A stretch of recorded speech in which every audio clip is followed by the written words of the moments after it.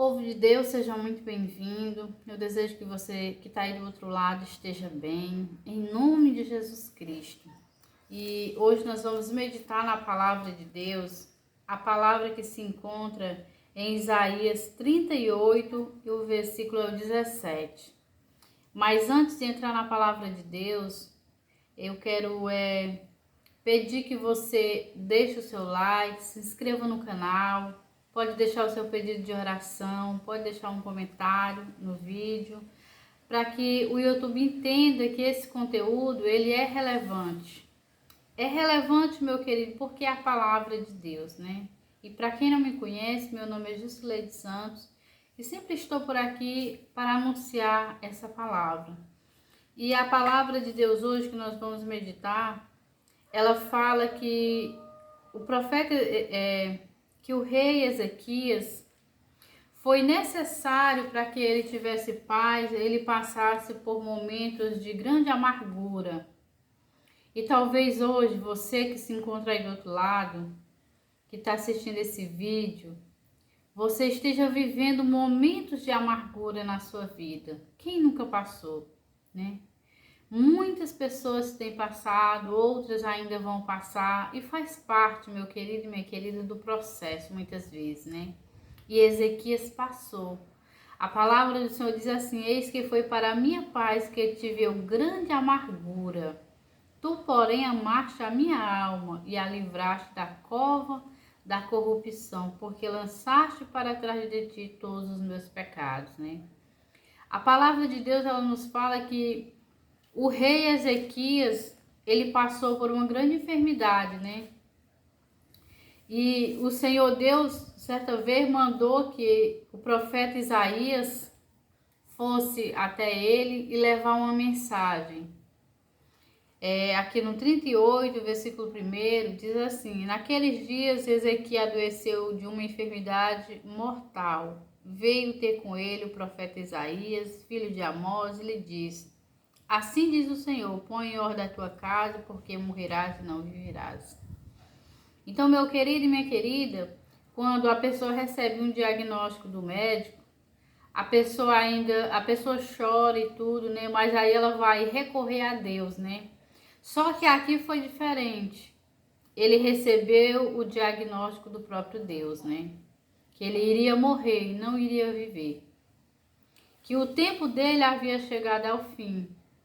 Mas o rei, meu querido, ele não aceitou, ele não se conformou com aquilo. E ele se humilhou perante o Senhor, que pode mudar a história. E a palavra do Senhor diz que então virou Ezequias o rosto para a parede e orou ao Senhor.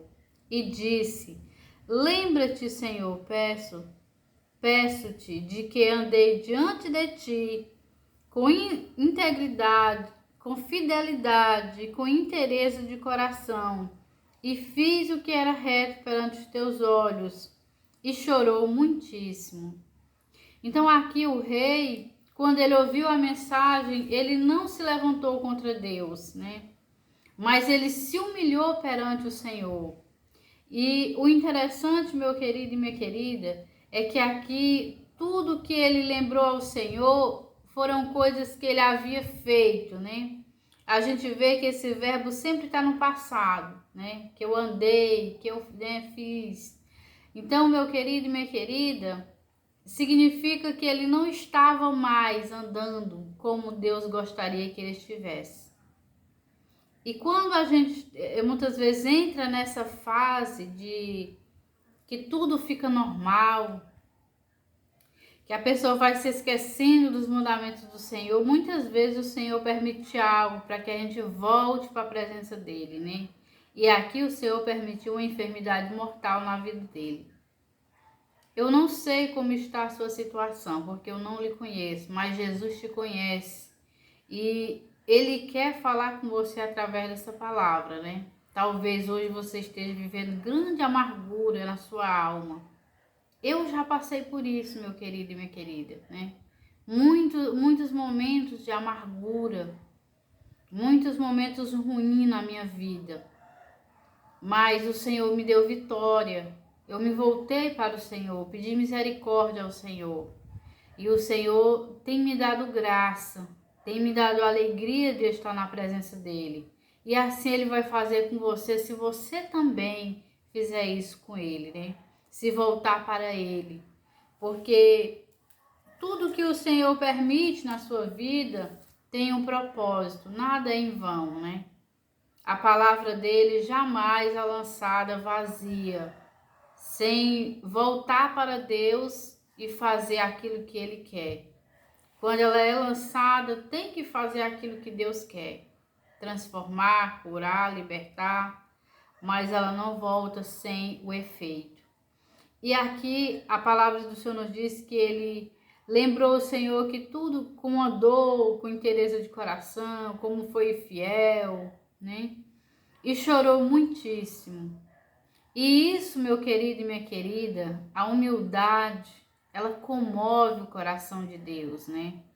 A palavra do Senhor diz que um coração contrito, um coração quebrantado, né? O Senhor, ele se agrada, ele atende à oração, né? E o Senhor viu isso, né? Então veio a palavra do Senhor dizendo a Isaías, vai e diz a Ezequias. A Bíblia diz que ele ainda nem tinha nem saído ainda, né? Ele tinha acabado de trazer uma mensagem e aqui o rei começou a chorar, se arrependeu dos seus pecados, né? Se arrependeu de tudo que ele tinha feito, que estava fazendo, que não estava agradando ao Senhor. E aqui a palavra, Deus já mandou uma outra mensagem ao profeta, ao mesmo profeta Isaías, né? Vai e diz a Ezequias, assim diz o Senhor, Deus de Davi, teu pai, ouvi a tua oração e vi as tuas lágrimas. Acrescentarei, pois, aos teus dias 15 anos, né? É importante, meu querido e minha querida, no momento da luta, você chorar nos pés do Senhor. É importante você clamar ao Senhor, porque o Senhor, ele viu as lágrimas, né? Quando ele virou para a parede, ele ouviu a oração do servo dele, porque foi uma oração de todo o seu coração, de alguém que estava ali nos seus últimos tempos, né? Ou dias, porque ele iria morrer, mas ele chorou muitíssimo na presença de Deus. E Deus mudou o cativeiro dele, mudou a situação dele. E diz mais, livrar-te-ei das mãos do rei da Síria, e a ti e a esta cidade, defenderei esta cidade, né? Deus ali, meu querido e minha querida, ele não só deu a cura, né? Deu 15 anos de vida, deu a cura para o rei Ezequias, né? De uma úlcera que ele tinha, né? Mas também ele deu livramento para a cidade, né? Porque o rei da Síria estava perseguindo a cidade, né? Estava tentando destruir o rei e sua cidade. E aqui o Senhor está dando livramentos, né? Para você ver, meu querido e minha querida, que quando você ora por você, você ora pela sua família, Deus, ele dá livramentos, né?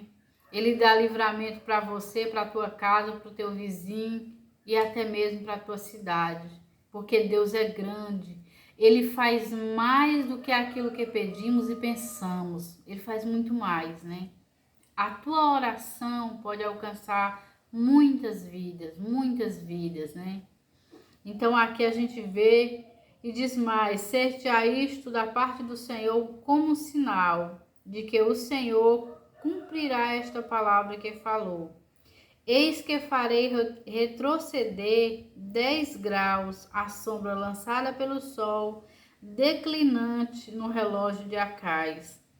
Assim retrocedeu o sol os 10 degraus que já havia declinado. E aqui foi o sinal que o Senhor deu, né?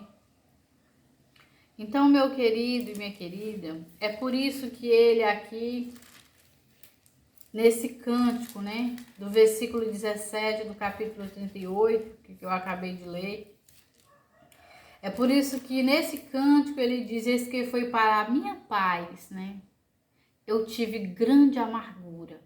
não só da pressão do inimigo lá fora, né, do rei da Síria com seu exército, né, mas também do momento difícil que ele passou, né, com a notícia que ele recebeu, que ele iria morrer e não iria viver, né, e também com a doença que ele tinha, que ele estava sendo tratado daquela doença, né, porque não era fácil, né, era uma doença mortal. Mas ele diz que o Senhor livrou ele, né? Porém, amaste a minha alma, ele a livraste da cova da corrupção, né? Quer dizer, o Senhor livrou ele da cova. E hoje Deus também está te livrando da cova, né? Deus está te dando livramento, está te guardando, te protegendo. Assim como ele fez na vida do rei Ezequias, né? Porque lançaste para trás de ti todos os meus pecados, né? O rei certamente não estava andando na presença de Deus como Deus gostaria, né? Mas o Senhor, quando ele se arrependeu, o Senhor perdoou os seus pecados, né? E livrou ele da cova. Que Deus venha te guardar, te proteger, em nome de Jesus Cristo, e que você guarde essa palavra no seu coração, né? Porque assim como o rei disse, né? Eis que foi para a minha paz que eu tive grande amargura. E se você hoje está nessa situação, daqui uns dias você vai poder dizer essa palavra como ele falou, né? Passei pela amargura, mas hoje eu tenho paz e tenho sabedoria e entendimento. Que Deus abençoe a tua vida em nome de Jesus.